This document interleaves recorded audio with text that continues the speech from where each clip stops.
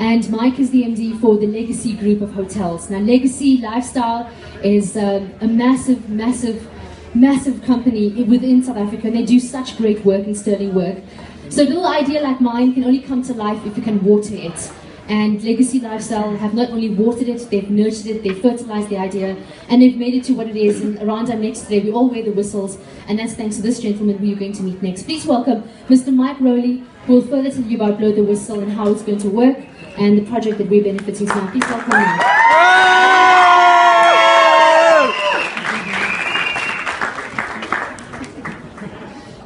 Thanks everybody, thanks for having us. I don't do this for a living like Sush, so if you'll bear with me, I'll do my best. The note's the wrong way, it's a good start. So, to be honest, I kind of feel it's a little bit inappropriate that I'm the guy sitting here or standing here talking about Blow the Whistle, because it's not actually about a person. It's about a campaign, it's about a collective, it's about a vision that Sush mentioned to us, that we embraced. And there's a whole engine behind it. We've got nearly 90 ambassadors who have voices bigger than our own that support us. And really, it's about empowering people that rape is not taboo. You can talk about it, you should talk about it, and it's not okay.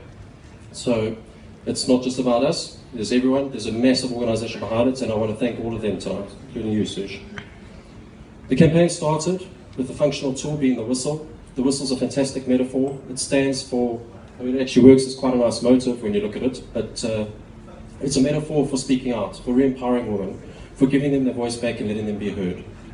It's also about women being empowered to speak up, but also for the men to stand up and say that we're not going to stand by and let other men abuse women or rape women. It's not okay. It's a scourge. We're not going to tolerate it anymore.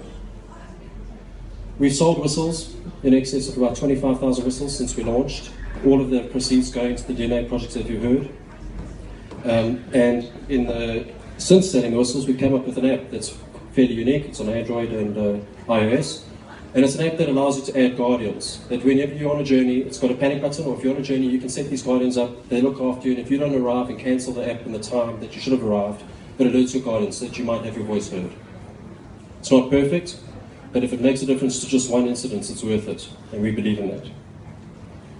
As mentioned, our beneficiary is the DNA project. Kindred Spirits and Vanessa Lynch, and what they've done is amazing. They've promulgated legislation to get DNA evidence and profiling kept on record. This is especially relevant in rape because the incidence of rape is typically a serial rapist. And if you can track the rape and carry the DNA evidence through, you've got a better chance of stopping it. The reality is rapes are massively underreported, and the prosecution of rapists